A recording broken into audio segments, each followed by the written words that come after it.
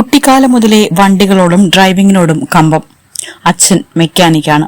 വർക്ക്ഷോപ്പിൽ കൊണ്ടുവരുന്ന ഓരോ വണ്ടിയും നന്നാക്കാൻ ചെറിയ പണികൾ ചെയ്ത് കൈസഹായത്തിന് കൂടെ കൂടിയതാണ്. ഇപ്പോഴിതാ ഈ മെക്കാനിക്ക് കൊല്ലത്തുകാർക്ക് ഏറെ പ്രിയപ്പെട്ടതാണ്. വടക്കേമുക്ക് സ്വദേശിനിയായ രേവതിയാണ് വണ്ടികളോടുള്ള പ്രിയം കൊണ്ട് വർക്ക്ഷോപ്പ് മുന്നോട്ട് നയിക്കുന്നത്. നിത്യവും വണ്ടി നന്നാക്കാനെത്തുന്നവരുടെ തിരക്കാണ് ഈ വർക്ക്ഷോപ്പിൽ. തന്റെ പ്രായമോ ശരീരമോ ഒന്നും ജോലിക്കൊരു തടസ്സമേ അല്ല എന്നാണ് കഠിനാധ്വാനി കൂടിയായ രേവതി പറയുന്നത്.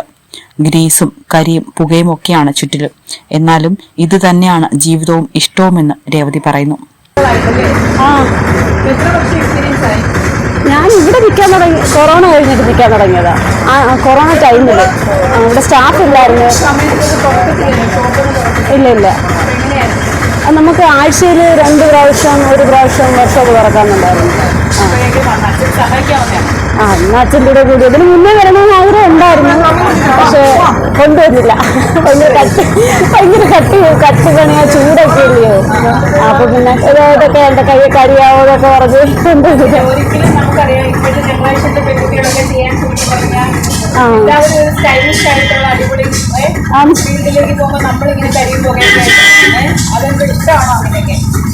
ഇതിലെന്തിരിക്കുന്നു, നമ്മുടെ ഇഷ്ടമല്ലേ. ഇപ്പൊ എന്റെ ഇഷ്ടമല്ലേ. ഞാനിപ്പം ഇവിടെ മാത്രമല്ലേ നമ്മൾ കരിയായിട്ട് നിൽക്കുന്നത്. വെളിയിൽ പോകുമ്പോ നമ്മുടെ ഇഷ്ടത്തിന് ഒരുങ്ങാണെങ്കിൽ ഒഴുകി പോവാം, എങ്ങനെ വേണമെങ്കിൽ പോവാം. എന്ത് പറയാനാ, നമുക്ക് ഓരോരുത്തർക്ക് ഓരോ ഇഷ്ടങ്ങളില്ലയോ. ചിലർ അവരുടെ ഇഷ്ടം ബാക്കിയുള്ളവരെന്ത് പറയും എന്ന് പറഞ്ഞ് മാറ്റി വെക്കാറുണ്ട്. എൻ്റെ അറിവിലുണ്ട്, എനിക്കും അങ്ങനെയൊക്കെ പറ്റിയിട്ടുണ്ട്. എൻ്റെ ഇഷ്ടം തന്നെ ഇപ്പൊ ആൾക്കാരെന്ത് പറയും. ആദ്യമൊക്കെ എങ്ങനെയായിരുന്നു, ആൾക്കാരെന്ത് പറയും ആൾക്കാർ, പിന്നെ ആൾക്കാർ നോക്കാറില്ല. അതുപോലെ ഓരോരുത്തർക്ക് ഇഷ്ടമുണ്ടെങ്കിൽ നമ്മളിപ്പം ആരെയും കൊല്ലുന്നില്ല, പിടിച്ചുപറിക്കുന്നില്ല, സ്വന്തം ഇഷ്ടത്തിൽ ഇഷ്ടമുള്ള തൊഴിൽ ചെയ്യുന്നതുകൊണ്ട് നമുക്ക് ആളെ കണ്ടാൽ ഇച്ചിരിയേ ഉള്ളൂ, പക്ഷെ നല്ല അനുഭവമാണ്. അനുഭവം ഇവിടെ നിന്നുള്ള അനുഭവം കാര്യം വെച്ചാൽ ഇച്ചിരി എല്ലാവരും പൊതുവെ നമ്മളെ കൂടെ നിന്നുകൊണ്ട് തന്നെ ഇപ്പൊ മുഖത്തോട്ട് മുഖം നോക്കി ചിരിച്ച് സംസാരിക്കും. അങ്ങോട്ട് പോയി കഴിഞ്ഞ് പറയും ഇത് ആൺപിള്ളേർ ചെയ്യുന്ന പണി ആണുങ്ങളാണ് കിടക്കുന്നതെന്ന് പറയും. പിന്നെ പറയും അഹങ്കാരിയാന്ന് പറയും. അങ്ങനെ ഒരുപാട് കാര്യമുണ്ട്.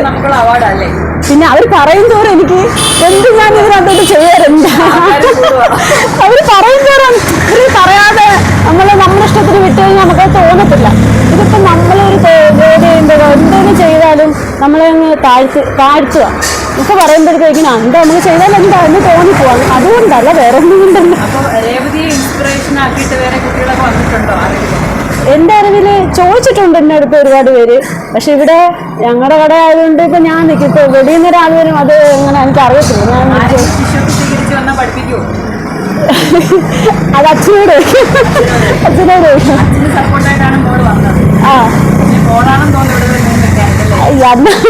ഞാൻ ഇപ്പോഴും എന്ത് ഡൗട്ടുണ്ടെങ്കിൽ അച്ഛനോട് തന്നെ ചോദിക്കുന്നത്.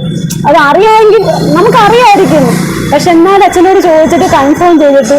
ഞങ്ങളൊക്കെ 2 വീലർ ഓടിക്കുന്നവരാണ്. അപ്പൊ ഞങ്ങൾക്ക് എന്തെങ്കിലും പെട്ടെന്ന് വണ്ടിക്ക് ഒരു പണി വന്ന് ആദ്യം ഓർക്കുന്നത് നമ്മുടെ ലൊക്കാലിറ്റിയിൽ ആരുണ്ട്, ആ രേവതിയുണ്ട്, അങ്ങനെ ആയിരിക്കുമല്ലോ എല്ലാവരും. ഒരുപാട് സുഹൃത്തുക്കൾ അങ്ങനെ ഉണ്ടാവുമല്ലോ. അങ്ങനെയുണ്ട്. പക്ഷെ ഇവിടെ കൂടുതൽ എന്നെ അച്ഛനെയാണ് പെട്ടെന്ന് 30-35 വർഷത്തിന് അടുപ്പിച്ചായി ഇവിടെ തന്നെ സ്ഥിരമായിട്ട് വർക്ക്ഷോപ്പ് തുടങ്ങി. വരുന്നില്ല. വീട്ടില് അച്ഛനമ്മ, അനിയൻ, കൊച്ച്, ഹസ്ബൻഡ്, അനിയത്തിയുടെ ഭർത്താവ്, കൊച്ചുണ്ട്. മോള് ഇപ്പൊ 6 പഠിക്കുന്നു. അയാൾക്ക് ഭയങ്കര താല്പര്യം. അയാളും വരണമെന്ന് പറഞ്ഞൊക്കെ നിൽക്കും എൻ്റെ കൂടെ. ശനിയാഴ്ച ഞാൻ വന്നോട്ടെ, ഞായറാഴ്ച വന്നോട്ടെ എന്നൊക്കെ ചോദിക്കും. അപ്പൊ അയാളും പഠിക്കട്ടെ. പഠിച്ചു കഴിഞ്ഞാൽ അയാൾക്ക് ഇതിനോട് താല്പര്യം ഉണ്ടെങ്കിൽ വരട്ടെ.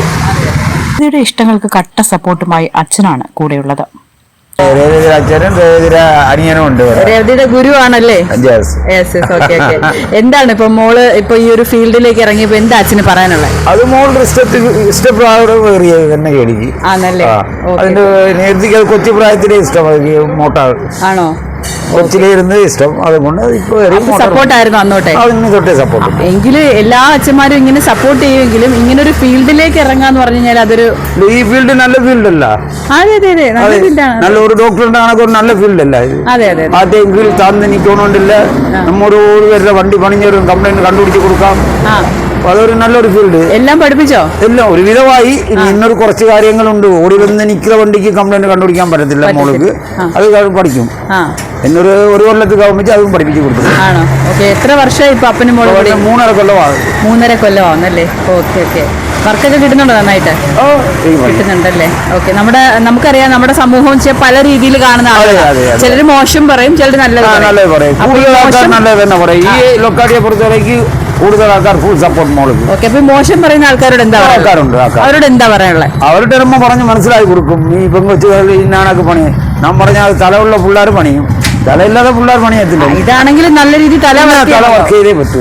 അതെ അതെ അതെ. തല മാത്രമല്ല നല്ല രീതിക്ക് വർക്ക് ചെയ്യും. ഇല്ലാണ്ട് ഈ ഫീൽഡ് ചെയ്യാൻ പറ്റത്തില്ല. ഇത് നമ്മുടെ ഒരു ഡോക്ടറുടെ അടക്കം നല്ലൊരു ഫീൽഡ്. Okay okay. രേവതിയുടെ വിശേഷങ്ങൾ ഇവിടെ തീരുന്നില്ല.